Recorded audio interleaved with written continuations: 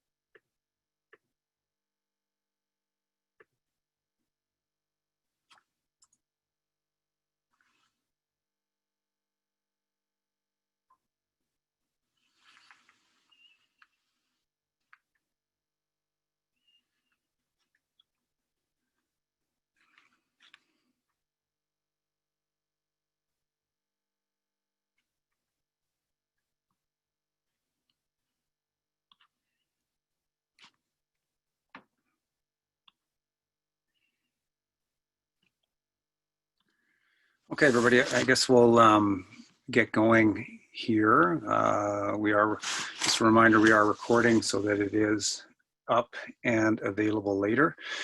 A couple quick admin pieces and just reminders. Just remain on mute. Please turn off your video feed. Unless we're staff, it just helps us stabilize the platform here so we don't have any crashes as best we can. We did have one yesterday, and we'll try to avoid that as best we can. So my name is Jason Pratt. For those of you that don't know me, I'm club manager of the Cascade Swim Club. With us, we have our coaches for the championship program, Coach Marc Tremblay, Coach Sandy Ferris. I know our head coach and director of swimming is just held up for a moment, but he should be on shortly. That's Dave Johnson. And there he is. We also have Ella Wilson, who is our COVID officer. And we have our club president, Kim Connell. So what we're going to talk about, there's not a lot of technical pieces here in the meeting. We are going to start with Coach Marc with just a few comments to get going regarding the schedule and things that we'll see in the first little while. As we have people who have signed up and are currently registered, and we also have some people that have not done their registration yet, but we're designated to attend the championship program this fall. There will be a meeting fairly shortly once the season does get going with some more specifics about the water, the dry land, some tentative dates in and around where we'll be doing some racing and so on. And then the majority of the meeting will be discussing our return to swim plan. And some of you were involved, a lot of you were involved in the summer when we got back into the water at the Repsol Sports Center. There are a few changes this year, and there are also some additional changes at the Seton Brooksfield YMCA, where you will be training a lot of your practices as well, some subtle differences between the facilities, and we will go over those as, again, some differences in the new Swim Alberta Return to Swim and the Cascade Return to Swim plan. So we have with us Coach Marc Tremblay. Oh, good evening. Well, thank you very much for being here, and we're welcoming you to this new season. All right, we've put the schedule up on the calendar, so if you want to go and check it out, it's there on the calendar. Just ask for the group that your child is swimming in, and then you'll get the schedule for that. So basically, we'll be building up the season. So we'll be swimming twice next week, then 4 times the following week, and then by the third week, the juniors will be swimming 5 times, and then the seniors will be doing 6 times for that week. Just be patient for us for a little with us, please. We did have some pool scheduling that we've lost due to COVID because the reps all had to limit a little bit everybody. So the Tuesday night and the Thursday night swim times have changed, or just be aware of that. And then we'll let you know as soon as we know more if this changed, but it should remain the same probably till Christmas from now on. As for swim meet, we don't really have swim meets. However, Swim Alberta is putting these virtual meets. All right, and we should have about, for sure, 2, and possibly we'll try to put another one together before the Christmas time. So it would be it for me. All right, if Coach Sandy would like to see short words, that'd be great. Or I'm very happy to be back. I'm excited for this year. So looking forward to seeing everybody at the pool. Great, thank you, Sandy and Mark. And like we said, we will have more information, more specific information as it relates to both the water and the dryland program as we get going in the year. Just before we get to some of that return to swim documents as it relates to COVID and how we are moving on forward, I'll just give, Coach Mark had mentioned virtual swim meets and the idea of a different type of competition here in the fall. And I'm just going to throw it open to our head coach, our director of swimming, to just talk very briefly about what is in the very near future for swim meets and competition and how that will look differently, and perhaps some of what Swim Alberta has planned. And a little bit of that was rolled out in the summer months if you were training with us.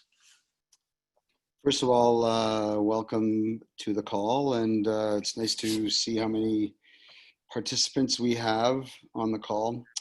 This situation that we're sort of going through is quite a challenge for a lot of people going back to school, us trying to get ourselves organized. And we apologize up front for the sort of, I guess, lateness of certain pieces of the information, but in many cases, stuff gets rolled out to us at the 11th hour and 59th minute, and we're turning it around and spinning it back to you as quickly as we can. So if you could just bear with us, and we appreciate that very much. Now, on that another front, the situation that we're in with our facility access is actually probably among the best in the country and in the world. I'm often in touch with people around the world and across this country, and I know that from talking to them that the pool hours, although they're not ideal or like exactly what we had in other seasons, we have managed to secure a very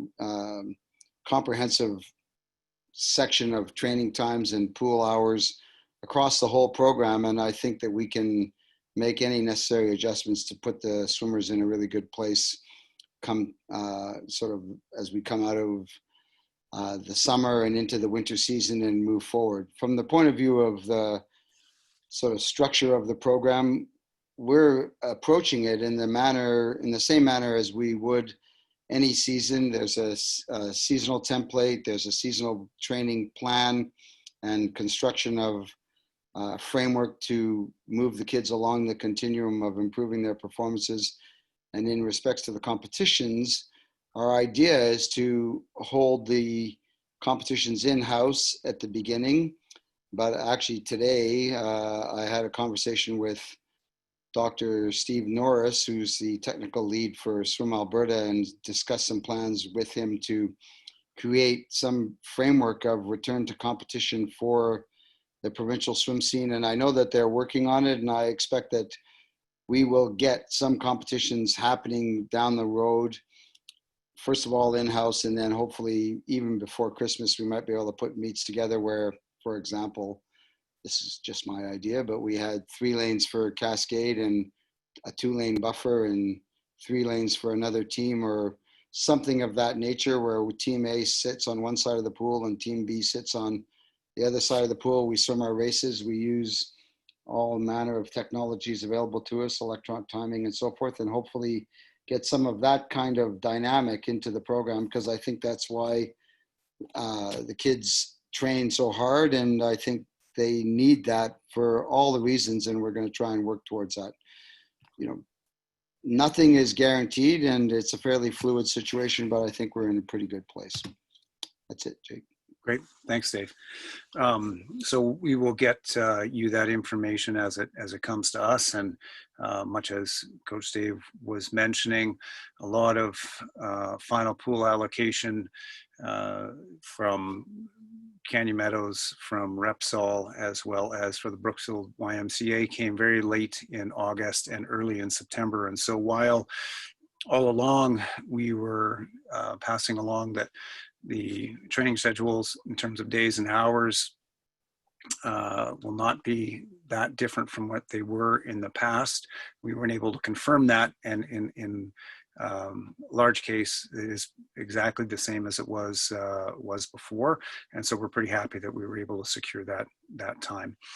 So moving on, we're going to talk about the new guidelines that have come from Swim Alberta in their Return to Swim version 6 document, which came out at the end of August and necessitated a change in the Cascade Return to Swim document, which is now on version 3. It is on our website. So the biggest change, as you are all aware, is the condition that if you are in and training with a club in a cohort, which is how we train inside of the Cascade Swim Club, inside of our groups, that you are only allowed to participate in one sporting cohort or performance cohort, if it's an arts cohort group, at any one time. So what that does mean is if you are a part of Cascade and swimming inside of the championship program, you are not able, according to both the Swim Alberta and the Cascade Return to Swim document, to participate in another sporting cohort. And we've had a lot of questions about that and how that is interpreted.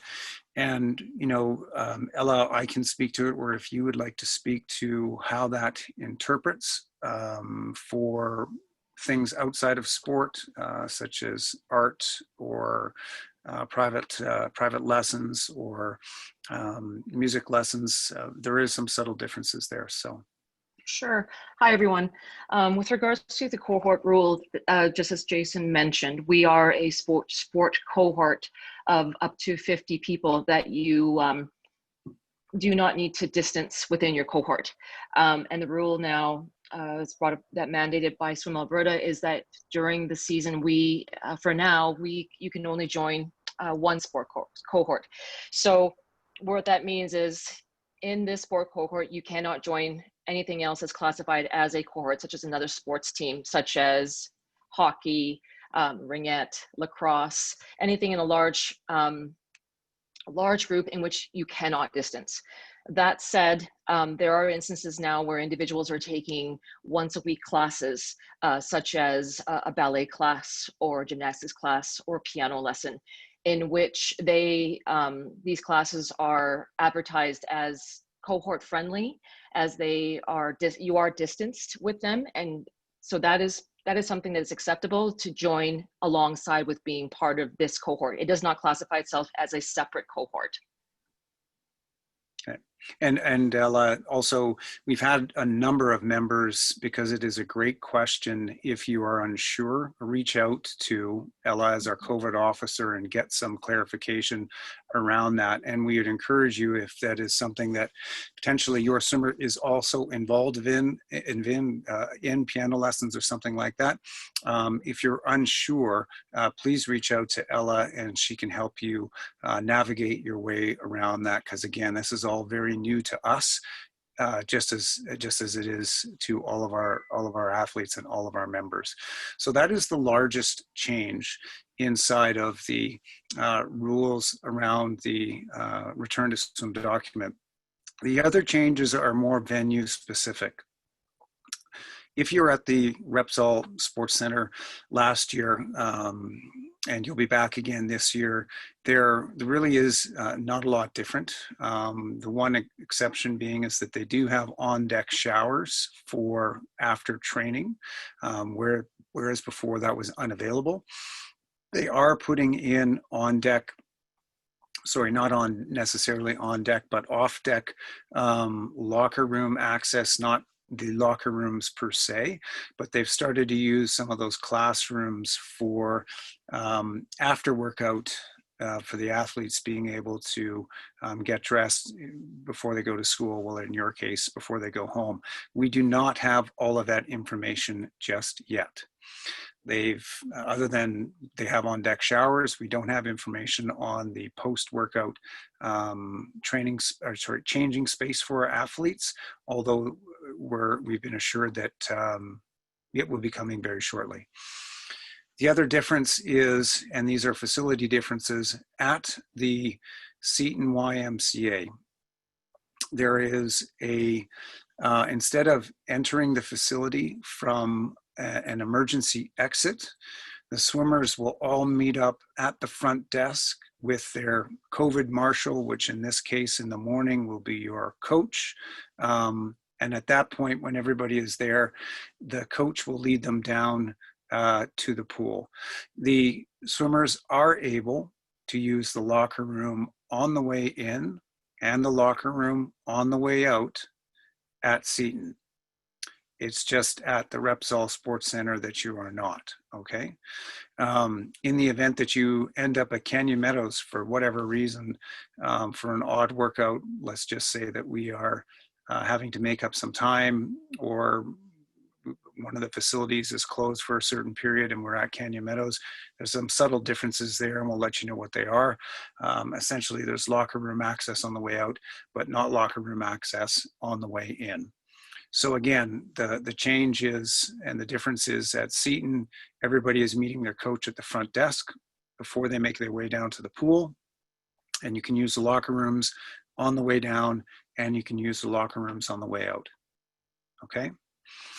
When you're at Repsol, there is no locker rooms currently on the way in, but there are lockers on the way out. That may present a challenge for us, and as soon as we get more information on that, as I said, they are putting some space aside. We'll let you know exactly how that works. It's not available just yet.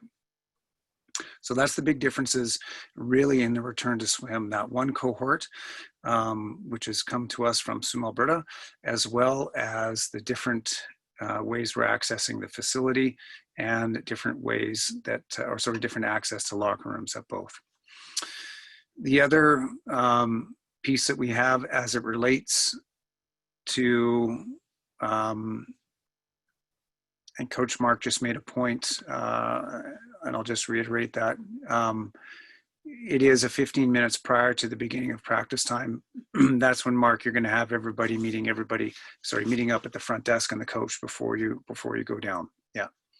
Okay. And just a reminder, just like in the summer, we'd ask that everybody make sure that you're on time, because it becomes a challenge to get swimmers down if they're not there on time, because once you make your way down in this particular facility down at Seton, it's an awful long way to come back up. And the front desk will not let you down without a coach. And the reason behind that is that all of the screening that you do before workout is verified by the coach leading the swimmers down the pool. We have to hand off to the Seton YMCA our contact tracing lists every day, as well as verification that all of our swimmers have done their screening. Initially, they had wanted to do that on a single person at a time before they went down to the pool. But what we've been able to do and negotiate with them is that the coach will just be handing that information off, not literally as a pile of papers, but digitally. And that will verify that it has all been done. So they won't let an athlete down on their own unless the coach is there. So it's just important that you get yourself there on time in the mornings or in the afternoons, as it would be. The second change, and it's not so much with the return to swim, but it's our provincial shutdown scenario. And so what this is this is a procedure that we have put in place in the event that the province does a full economic shutdown the way that it did in the springtime. And we found ourselves locked out from all of our facilities and we're not able to get into the water. So the procedure at this, if that were to happen, and I'll just preface this by saying it does seem like that is an unlikely scenario. Most of the talk that we're hearing coming from the government, and you're hearing it the same we are, is more about living with COVID and managing our lives with that. And they're even using the schools and the reaction of everybody getting back into the school to determine whether or not we go to phase 3, not whether or not we move back to, phase 1 or a complete shutdown. That all being said, none of us have a crystal ball. And we don't know that we won't find ourselves in the same position as we did in March of 2020. In the case that we do, we are prepared for that. So what will end up happening is that immediately, and no later than 7 days from it happening, we will move back to remote dry land training the same way that we did in the springtime. And we'll carry that through up until 14 days. After 14 days, if it looks like the shutdown is going to last any longer, we will be giving all of our swimmers the option to either past the 30-day point, continue with remote training with the club, directed training, which is, again, coach directed and through online platforms just like Zoom, or our athletes will have the opportunity to withdraw from the club at that point. If you choose to withdraw, all non-refundable fees, which is 25% of your fee, would come off what you've paid, and you would have the remaining 75% that is your membership and is refundable would be returned to you based on a prorated basis. Again, that would be a choice that you are given. And then that would kick in after, as I said, we would let you know after 14 days, and then at the 30-day point, you would have an option to do one or the other. And if you choose to continue along with the program, we would continue along with the program in a remote training fashion, the same way that we did in the spring for a number of months before we were able to get back into the pool. We would also be evaluating during that period of time in what way, shape, or form the club would look to continue operations, and that would be a very fluid situation, and we would have to deal with that as it came up there. In terms of the other piece, and this is really as it pertains to the process and the procedures that we have put in place as it relates to a positive test. And we were very fortunate last summer. We had at any one point 230 kids in the water, which was, essentially the length and the breadth of our entire club, with the exception of our young swim school swimmers. And it was more than any other club throughout the entire country was able to get back in the water. And that really is thanks to all of you parents and the work that you did with your swimmers, ensuring that they understood the rules, the swimmers themselves for following all of the safety procedures that we had in place, as well as the staff and everybody else who helped implement it. So that was very well done in the summer. And again, we had no positive results, and it was a very positive time getting back into the pool. That all being said, things have changed. We're coming into the traditional flu season. Kids have just gone back to school. You are seeing some little positive results, or not positive in the positive sense, but positive test results coming out of high schools and other areas, both in Calgary and Lethbridge, and that is to be expected. And you're seeing that the province is having to deal with that. So that's the preamble to what happens if one of our swimmers tests positive. We will work with Alberta Health Services. The swimmer will come out of the water for the mandated time, currently 14 days, and then until they have a negative test result. But immediately what we would move to with that swimmer is remote training directed by a coach who would be assigned to look after the 1, 2, 3, or however many swimmers it might be that find themselves in that place. And we would run structured training for them while they're not able to be at the pool. That is, notwithstanding there's no other ailments or illness that would prevent them from doing training. In the case of that happening, your swimmer testing positive and not being able to be in the pool, just to be clear, there's no reimbursed fees for that if that does happen. We do have a critical illness policy that if your swimmer ends up being sick and it's a prolonged amount of time, they could, or you could request assistance with that. But a positive test and then having to get out of the pool will not result in any refund of fees. Also, and again, this would be working with Alberta Health Services. We don't know how that would impact the other people in the lane, as an example, or the other people in a cohort, as an example, because these are all very individual cases that when they're brought to Alberta Health Services, they look at the particular circumstances. And Ella, feel free to jump in, or if I misspeak on any of it, because you've been dealing with Alberta Health, they would be the ones, you know, through Ella, our COVID officer, directing how exactly we would be going about managing a positive test inside of one of our swim groups. No, you're absolutely correct. You covered everything. And I think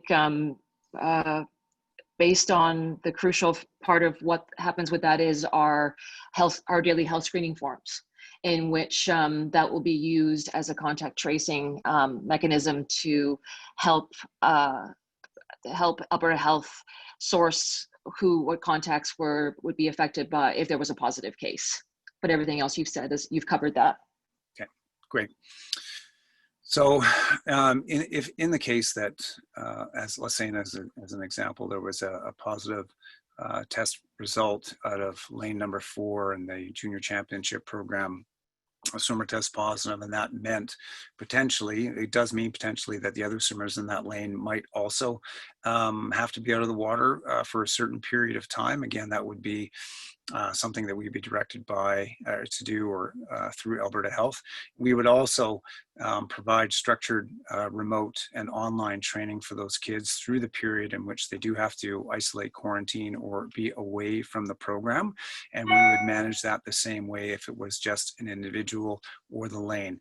Also, if it ends up being in an unlikely scenario, the entire cohort group, it would be the same thing. We would manage that through online and remote training until they're able to get back into the pool. And I'll just say, and I should have mentioned it earlier, but if you do have any questions at any time, feel free to put them in the chat. Hopefully, we will address a lot of the questions throughout this, and then we'll go back to that chat and see that if anything has come up that we have not talked about. So steps still to happen before swimmers can get back into the water. First, and without looking at exactly who is on the call, there are probably some of us on the call that have not yet registered. It's no problem, but you do first and foremost have to be registered with the club. Then we will register you with Swimming Canada and Swim Alberta. Some of you would have already received that email. They started going out this morning to those that had registered already to start that process. If you've registered already and you've not seen that email, please take a look for it. It comes from registration@swimming.ca. And if you have registered and you've not seen that email, check your junk, check your spam folder, and if it's still not there, contact the office, and we'll take a look for you. But that needs to happen. When you are doing your Swimming Canada and Swim Alberta registration, one of the very first questions that it asks you is to sign your assumption of risk and your liability waiver. That has to be done before swimmers can get back into the pool and they can start organized training. So that is a part of the automated registration process with Swimming Canada and Swim Alberta. And I believe it's the first question that they ask you. They'll take you to the to the landing page. There's a content button that is pushed. It all comes in the instructions email, and then you have to click on your swimmer's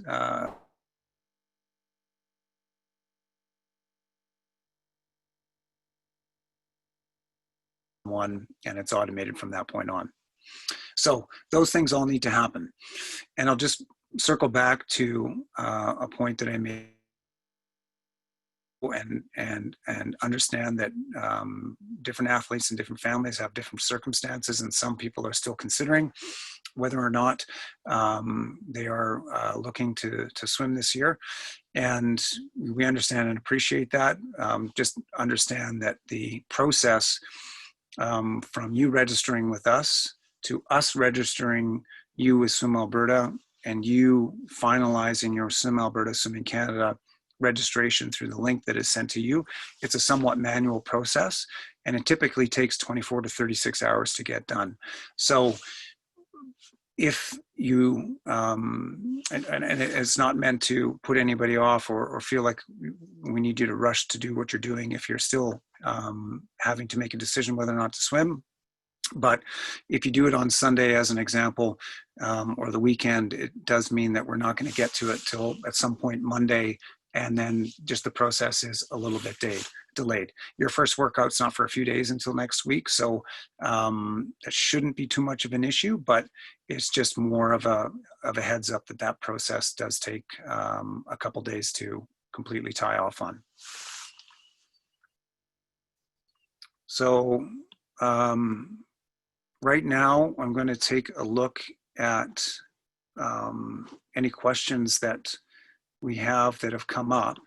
And by all means, if you have any questions while we're talking, or if you've sent something in that we didn't think that we addressed, by all means, please put it in the chat and we take a look at it.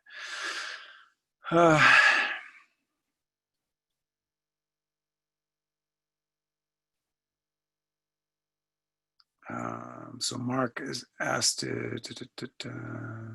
so I think Mark answered the questions just about the schedule and also when to be at the pool. And so the pool at the moment is just 15 minutes before. I mean, there was a bit of a process that's certainly at Seton has kind of sped its way up, where we're just meeting at the front desk and making our way down. And again, in the summer, it was everybody kind of getting used to how long was this going to take, circling around the building, so on and so forth. So it's really, I don't think anything different than that. So question about the waivers for YMCA. No, this is not something you need to sign. At the YMCA, they have different operating rules really for the public, for members, and for sport groups like ours. And what they're doing is essentially putting it to us to ensure that we are operating under Alberta Health guidelines as they pertain to sport and sport cohorts. So we don't have to sign a waiver on an individual basis. The club essentially signs off on the waiver on our members' behalf. And then every time you do the screening, and we provide that, the screening as well as the tracing to the YMCA, you are already doing that. And they are just taking our information, and that is acceptable to them. So there's no further requirements on your part in terms of signing off on YMCA waivers. That all being said, that's the information that we have today, and it could possibly change, and we would let you know if that's the case.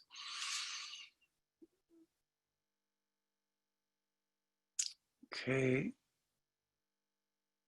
So will parents still be completing daily online surveys?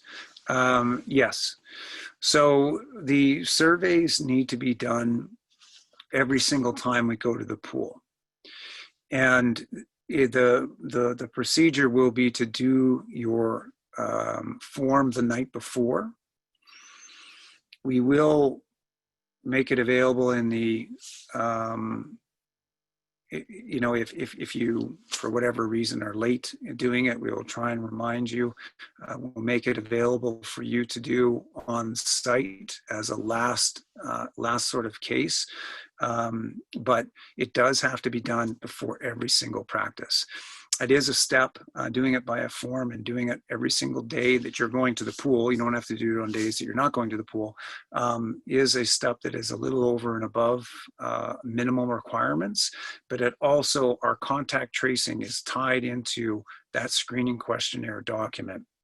So that tells us, or it tells the facility in Alberta Health very accurately who was there at that particular moment. In the event that there is an issue that they need to become involved, they have all of your contact information and can get a hold of whomever they need to in a very quick fashion, which is what they're trying to do, which is just part of what Alberta as a society is trying to do in the living with COVID period that we find ourselves in now. When do you expect the email? So depending on when you registered, you should, if you were registered probably as of 8 or 9 o'clock this morning, you probably should have the email from Swimming Canada registrations. If you registered later in the day today, you may not have it yet, you may. But if you are registered already and you do not receive that email from registrations swimming.ca by mid-morning tomorrow, then please let us know. And so, Betty, just to answer your question, those only started going out today. So we did have registration with our site begin last week, but only today were we sending out the emails from Swimming Canada for registration. So there was no extra delay. It's just that our part of the process with Swimming Canada didn't start until this morning sometime. Okay. Great.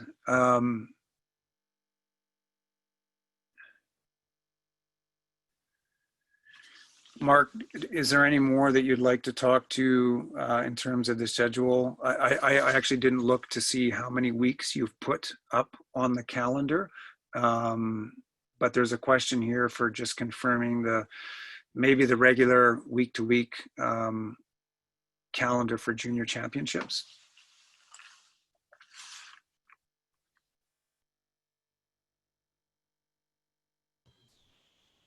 Okay, so a regular week for junior champs will be looking as is. So Monday and Wednesday morning, the kids will be swimming 6 to 7:30 a.m. Right, Monday, Wednesday. Tuesday, it will be Tuesday evening from 6 to 6:45. That's at Repsol. Thursday will be Thursday evening from 6 to 7:15. They will not have any training on Fridays for junior champs, and Saturday morning will be at Seaton, and it will be 7 to 8:30 a.m. I might as well do senior champs since there's some senior champs parents. Senior champs, the Monday and the Wednesday morning are the same as junior champs from 6 to 7:30 a.m. Monday, Wednesday morning. Senior champs does not have training on Tuesday night because there's no pool available for us. We will be training on Thursday evening at Repsol from 5:30 to 6:30. On Friday, we will have a double when the season will be going. So we'll be training in the morning at Seaton from 6 to 7:30 a.m. And we'll be training on Friday evening from 5 to 6:30. And then we'll swim Saturday morning at Seaton from 7 to 8:30. Yes, on Tuesday, we only have 45 minutes. I know it's not long, but in order to be able to get the same amount of pool time as we had in the past, this is how we had to juggle the schedule for this year. All right. Later on in October, I will invite the junior swimmers on the Friday afternoon practice from 5 to 6:30 at Reps Hall. And we'll be, I'll probably divide the group in three, number-wise. So if we have 24 kids or if we have 30 kids entered in that group, we'll divide it in groups of 10. And they will be coming for 2 weeks in a row, and then I'll change groups. And the idea of this Friday afternoon practice will be to do starts or turns. It will be skill-based. As at the moment, the dryland schedule is not available.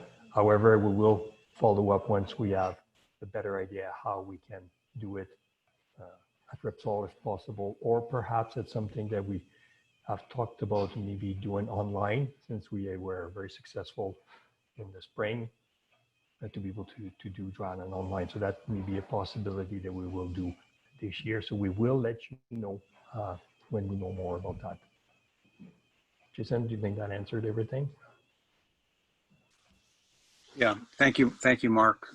So yeah, just as Mark said, there right now we are still waiting for confirmation of dryland space. It's kind of the last thing coming from the Repsol Sports Center.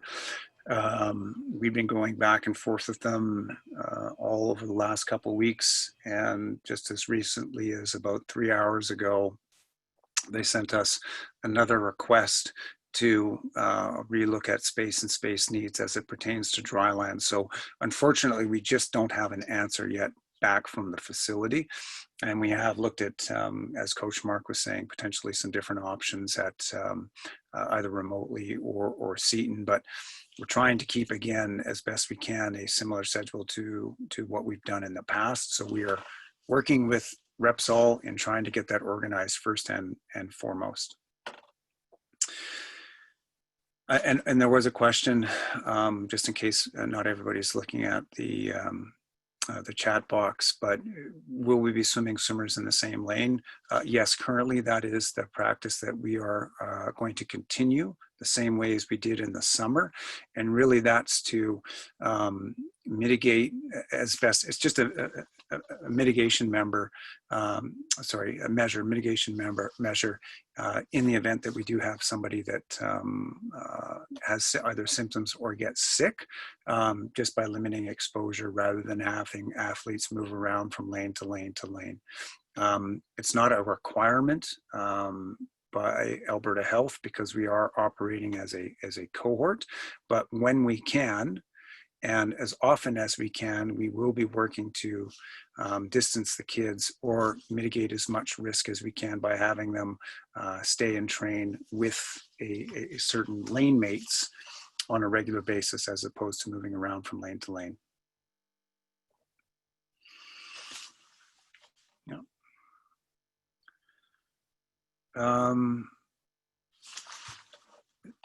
So do you have, Sandy, were you saying something?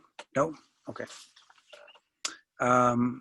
Okay, great. Are there any other questions that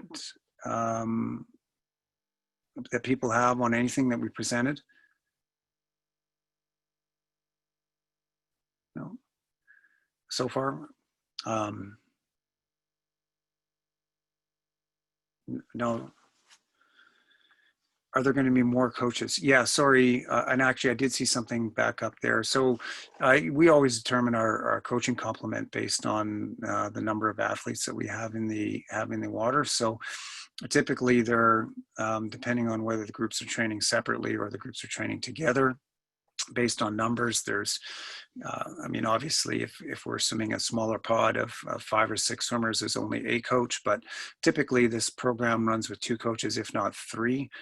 Most of the time, and that final determination is based on final registration of all of our members. So,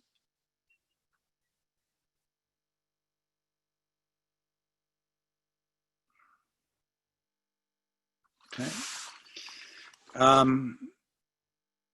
So I'm not seeing any more questions, and so if anything, as we're wrapping up here, comes to mind, by all means, put it in the chat. But if anything comes up in the next few days, if it's technical in nature, you know, the swimming and what we're doing in the water or dry land, really those coaches should be directed to Coach Marc. If it's something related to COVID in your particular circumstance, those are best gone to our COVID officer, Ella, who can help you with any clarification if that is what is needed. And if anything comes up over the next few days before we're back in water next week, by all means, get a hold of us. How many are in junior champs? I'll throw a number out that I'm not 100% on because I haven't checked it since early this morning, but I believe there was, Mark, and maybe you have, there was 20 some odd kids registered in junior. Is that correct? Yeah. So 20 some odd kids in junior. No, 23. There we go. And so, that number is sort of steadily climbing every day, and where we end up finally, I'm not entirely sure, but so it's currently at 23. Okay. And as something as Coach Dave said, we did a fantastic job. You as parents did a great job, and your swimmers did a great job this summer, following all of the rules that we had in place, and understand that some of them, while they go over minimum requirements from Alberta Health, it's there for everyone's safety and well-being, all of those rules.